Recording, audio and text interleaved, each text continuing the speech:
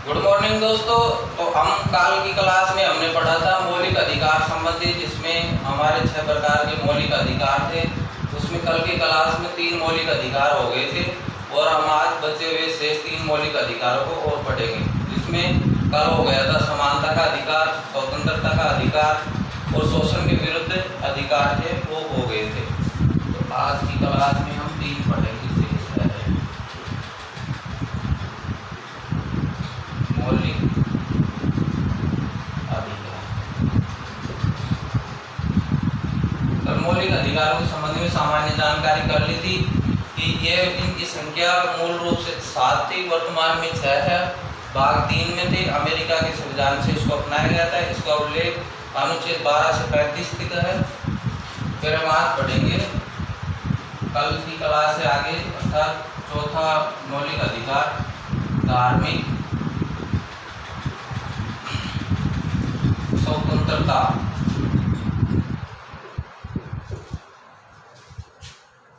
का अधिकार यह है अनुच्छेद 25 से 28 तक। धार्मिक स्वतंत्रता का अधिकार अनुच्छेद 25 से 28 तक इसका उल्लेख है, जिसमें हम इसको एक एक को डिटेल से पढ़ लेते हैं। अनुच्छेद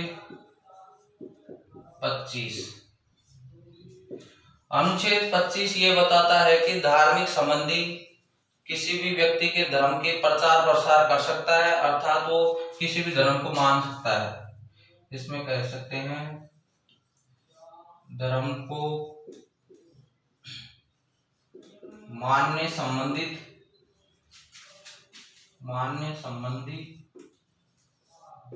व प्रचार प्रसार संबंधी। अनुच्छेद 25 बताता है कि कोई भी व्यक्ति किसी भी धर्म को अपना सकता है, मान सकता है और उसका प्रचार प्रसार कर सकता है। फिर उसके बाद में है अनुच्छेद 26। अनुच्छेद 26 इसके प्रबंधन की व्यवस्था करता है, अर्थात धार्मिक कार्यों के प्रबंधन, अर्थात मैनेजमेंट का कार्य करता है, प्रबंधन का कार्य।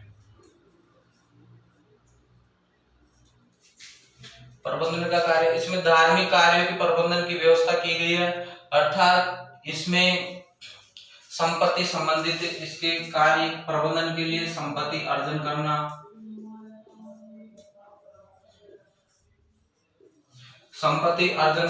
एवं संस्थाएं स्थापित करना। धार्मिक कार्यों में इसके प्रबंधन की व्यवस्था की गई है, जिसमें इसके प्रबंधन अर्थात मैनेजमेंट के लिए संपत्ति अर्जित की जाती है और इसके लिए संस्थाएं भी बनाई जाती है। फिर उसके बाद में है अनुच्छेद 27। अनुच्छेद 27 कहता है अभिवर्ती।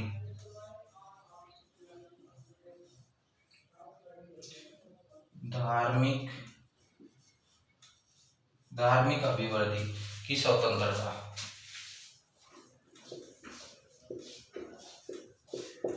इसमें यह बताया गया है कि धार्मिक अभिवर्ती की स्वतंत्रता, अर्थात कोई भी व्यक्ति किसी भी व्यक्ति के धार्मिक कार्य में राज्य किसी भी प्रकार का हस्तक्षेप नहीं करेगा, अर्थात उसको प्रोत्साहन संबंधित किसी भी प्रकार से तंग नहीं किया जाएगा।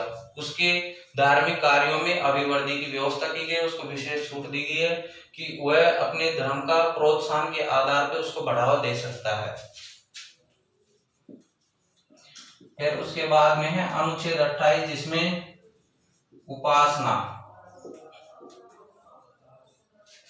धार्मिक उपासना।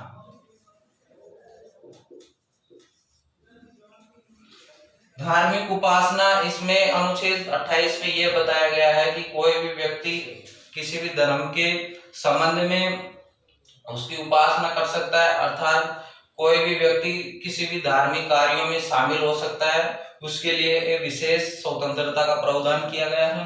इस प्रकार से हमने धार्मिक स्वतंत्रता संबंधी अधिकार जिसका अनुच्छेद 25 से 28 है, उसमें 25 है धर्म को मानने संबंधी, अर्थात किसी भी धर्म को अपना सकता है, उसका प्रचार प्रसार कर सकता है। अनुच्छेद 26 में धार्मिक कार्यों प्रबंधन की व्यवस्था की, इसके मैनेजमेंट की, किस प्रकार से इसमें कितना दर्ज किस पे खर्च किया जाएगा इसकी व्यवस्था की गई है, अर्थात संपत्ति अर्जित करने संबंधी व्यवस्थाओं का प्रावधान किया गया है। अनुच्छेद 27 में धार्मिक अभिवृद्धि की स्वतंत्रता दी गई है, जिसमें कोई भी राज्य किसी भी व्यक्ति के धर्म विशेष के खिलाफ उसको प्रोत्साहन करेगा, न कि उसके मामले में हस्तक्षेप करेगा। अनुच्छेद 28 में उपासना, कोई भी व्यक्ति किसी भी धार्मिक कार्य में शामिल हो सकता है, उसको धार्मिक उपासना संबंधी विशेष अधिकार दिया गया है। इस प्रकार से हमने चौथा समझ लिया, उसके बाद में पांचवा देखेंगे, इसको साफ कर लेते हैं।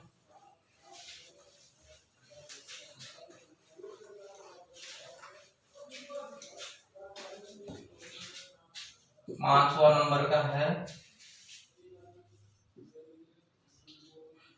संस्कृति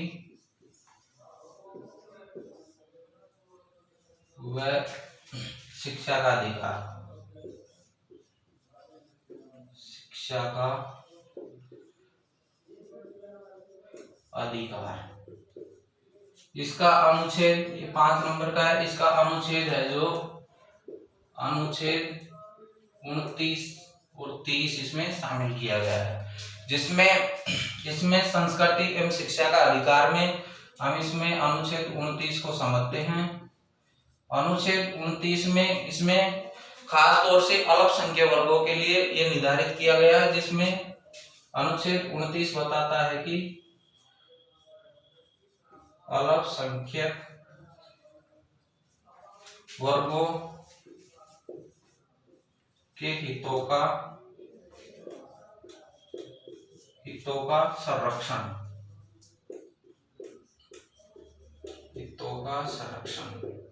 अनुच्छेद 29 में अल्पसंख्यक वर्गों से संबंधित है, जिसमें अल्पसंख्यक वर्गों के हितों का संरक्षण का विशेष प्रावधान किया गया है। अल्पसंख्यक वर्ग जिसमें मुस्लिम, ईसाई, सिख, फारसी आदि कई प्रकार के समुदाय वर्ग इसमें शामिल होते हैं, जिसके लिए इनके वर्गों का विशेष अधिकार एवं संरक्षण की व्यवस्था की गई है। फिर उसके बाद में है अनुच्छेद 30। अनुच्छेद 30 में अल्पसंख्यक संबंधित शिक्षण संस्थान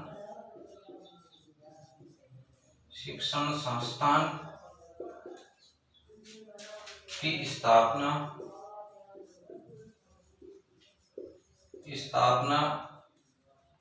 व प्रशासन संबंधित कार्यों की व्यवस्थाओं का प्रावधान किया गया है। अल्पसंख्यक वर्गों का हितों का संरक्षण की व्यवस्था इसमें की गई है। और अनुच्छेद 30 में शिक्षण संस्थान, अर्थात अल्पसंख्यक वर्गों अपनी रुचि की शिक्षण संस्थान को शामिल कर सकता है। शिक्षण संस्थान को शामिल कर सकता है, इसलिए इसको ये हमारा मौलिक अधिकार 5 है, जो संस्कृति व शिक्षा से संबंधित है, वह खासकर अल्पसंख्यक वर्गों के लिए है, जिसमें अल्पसंख्यक वर्गों के हितों का संरक्षण, इसमें किस प्रकार से इनके हितों की व्यवस्था की गई है उसका प्रावधान किया गया है, अर्थात इनके हितों को ध्यान में रखते हुए इसको बनाया गया है। अनुच्छेद 30 में यह कहा गया है कि ये शिक्षण संस्थाएं स्थापित करेंगे एवं इनके प्रशासन संबंधित व्यवस्थाओं का प्रावधान रहेगा। तो इस प्रकार से 5वें नंबर का मौलिक अधिकार है। फिर हम अगला देखते हैं।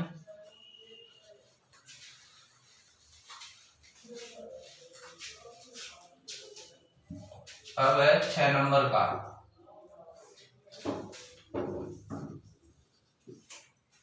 संवैधानिक उपचारों का अधिकार।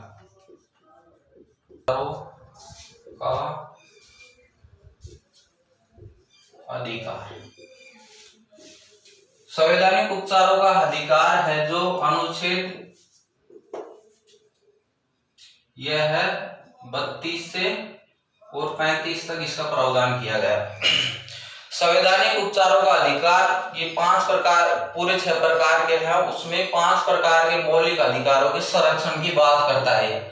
संवैधानिक उपचारों का अधिकार ये महत्वपूर्ण है क्योंकि यह इन 5 के संरक्षण की व्यवस्था की बात करता है।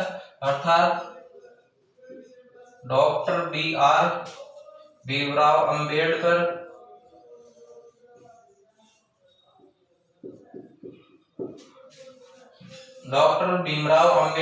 ने संविधान की आत्मा कहा है। संवैधानिक उपचारों का अधिकार है, उसको डॉक्टर भीमराव अंबेडकर ने संविधान की आत्मा के नाम से इसको संबोधित किया है। अर्थात संविधान की आत्मा कहा है। अब इसमें यहाँ पे ये कंफ्यूज होने वाला क्वेश्चन भी आता है, जैसे प्रस्तावना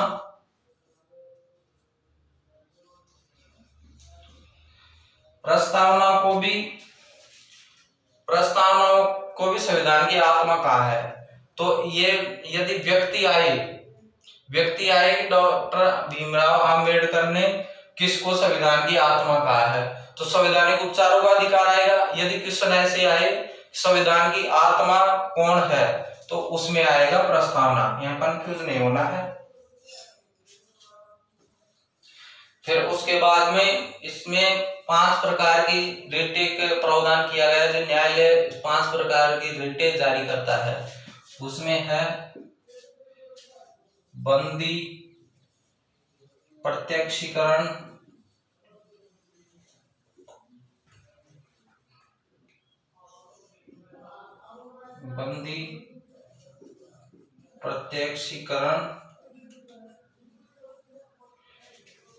बंदी प्रत्यक्षीकरण इसको हम समझते हैं।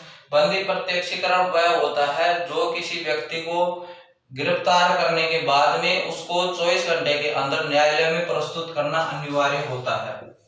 यह बंदी प्रत्यक्षीकरण इस बात को सिद्ध करता है कि यदि किसी व्यक्ति को गिरफ्तार कर लिया जाता है तो 24 घंटे के अंदर उसको न्यायालय में पेश करना अनिवार्य होगा। फिर उसके बाद में है ये बंदी प्रत्यक्षीकरण हो गया। फिर उसके बाद में है परमादेश, अर्थात यह आदेश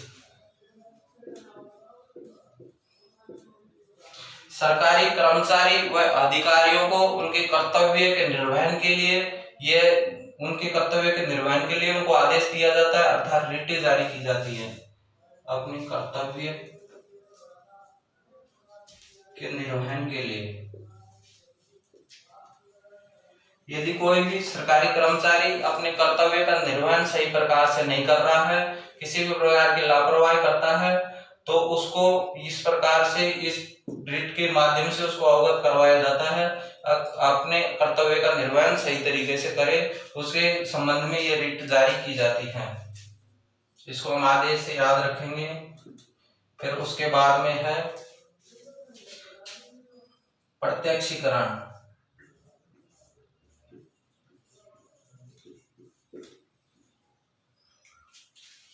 परमादेश हो गया। और फिर है प्रतिषेध।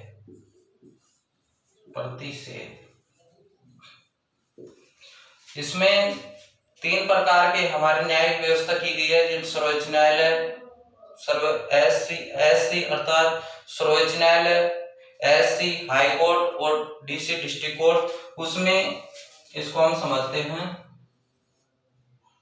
ऊपरी व निचली अदालत, एससी एचसी।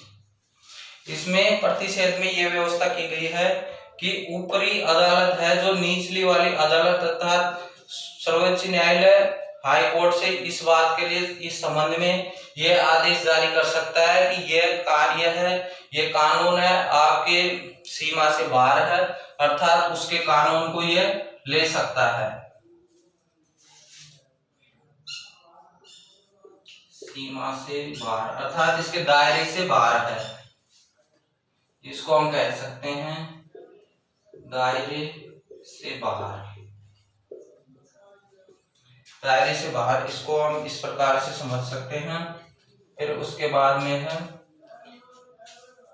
बंदी प्रत्यक्षीकरण होगा, परमादेश होगा, प्रतिषेध होगा। फिर एक है अधिकार परीक्षा, उत्प्रेषण,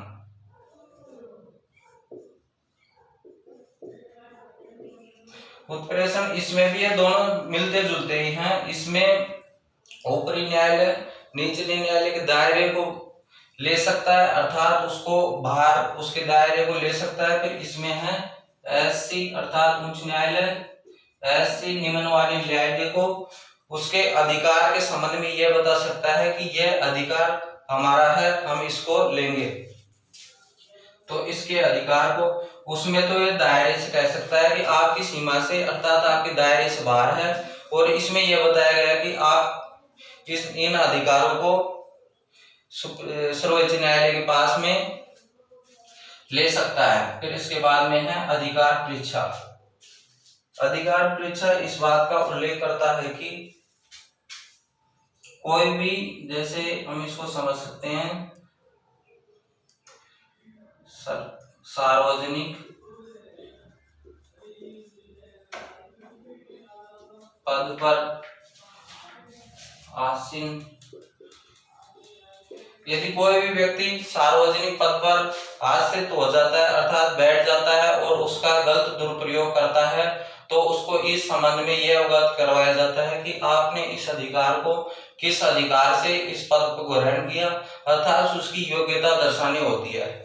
इस प्रकार से संवैधानिक उपचारों का अधिकार में न्यायालय 5 प्रकार की रिटें जारी कर सकता है, जिसमें बंदी प्रत्यक्षीकरण अर्थात 24 घंटे के अंदर उसको न्यायालय में पेश करना अनिवार्य होता है। परमादेश उसको आदेश दिया जाता है कि अपने कर्तव्य का निर्वहन सही प्रकार से करे। प्रतिषेध अर्थात ऊपरी अदालत निचले न्यायालय से अपने अधिकार दायरे से बाहर होने के संबंध में उसके अधिकार ले सकती है। प्रतिषेध उसको ये मना कर सकती है कि यह कार्य हमारे अंडर का है अर्थात हम करेंगे, उसको सर्वोच्च न्यायालय ले सकता है। अधिकार परीक्षा, कोई भी सार्वजनिक पद पर विराजमान व्यक्ति यदि उस पद का दुरुपयोग करता है तो उसको इस संबंध में बताया जाता है कि यह इस पद को आपने किस अधिकार से ग्रहण किया है, अर्थात उसकी योग्यता संबंधी व्यवस्था का प्रावधान किया गया है। फिर इसमें के बाद में हम, ये तो अनुच्छेद 32 हो गया था। अनुच्छेद 32 में देख लिया हमने 5 प्रकार की रिटें। फिर उसके बाद में अनुच्छेद 33, अनुच्छेद 34 और अनुच्छेद 35, ये वैसे मिलते जुलते हैं, इनमें ज्यादा कॉमन वाले ये तो व्यक्ति के संबंधित थे और ये अलग प्रकार के सैन्य संबंधित कानून एवं उसको विशेष व्यवस्था का प्रावधान किया गया है, जो इनको संसद बनाती है। इन कानूनों को संसद के दायरे के कानून है। 33, 34, 35 जो सेना संबंधित रखते हैं, अर्थात सैन्य, अर्धसैन्य, सैन्य, अर्धसैन्य प्रकार के सैनिक बल होते हैं, अर्थात वह सेना संबंधित है जिसमें उसके अधिकार की व्यवस्था की गई है। अधिकार पर नियंत्रण, सेना के अधिकार को इसमें नियंत्रण किया गया अर्थात सीमित किया गया है कि कोई भी सैनिक ये नहीं कह सकता है कि ये मेरा मौलिक अधिकार है, मैं इसके खिलाफ मैं इसके संबंध में चलूंगा, अर्थात उनके अधिकार दायरे को सेना में रहते हुए अधिकार दायरे को नियंत्रण अर्थात उनकी सीमा को सीमित किया गया है। फिर उसके बाद में 24 में है सैन्य कानून या अधिनियम। यदि किसी क्षेत्र में सैन्य संबंधी कानून या अधिनियम लागू हो जाता है तो उस क्षेत्र के अधिकार हैं जो स्थगित कर दिए जाते हैं, स्थगित कर दिए जाते हैं। फिर अनुच्छेद 5 है जो सैन्य संबंधी कई प्रकार के संसद द्वारा कानून बनाए जाते हैं, मौलिक कानून बनाए जाते हैं। मौलिक अधिकारों की कानून बनाई जाती है। इस प्रकार से अनुच्छेद 33 सैन्य अर्थात अर्धसैनिक सैनिक संबंधित है, जिसमें उनके अधिकारों को नियंत्रण किया गया अर्थात उनके अधिकारों को सीमित किया गया है। सेना में रखते हुए वे सेना के नियम कानून को फॉलो करना पड़ेगा उनको। फिर अनुच्छेद 34 है सैन्य कानून अधिनियम। सैन्य कानून, यदि किसी क्षेत्र में सैन्य कानून लागू हो जाता है तो उस क्षेत्र में है जो उनके मौलिक अधिकार को स्थगित कर दिया जाता है। अनुच्छेद 35 कहता है कि मौलिक संसद में मौलिक कानूनों संबंधित कानून बनाए जाएंगे। इस प्रकार से उम्मीद है कि हमने आज कल की क्लास में 3 और आज की क्लास में 3 मौलिक अधिकारों को पढ़ा है। उम्मीद है कि आपको ये सब समझ में आया होगा और इसी प्रकार वीडियो देखने के लिए हमारे चैनल को सब्सक्राइब करें। लिंक आपको डिस्क्रिप्शन में मिलेगा। अधिक से अधिक दोस्तों के साथ शेयर करें, लाइक करें। धन्यवाद।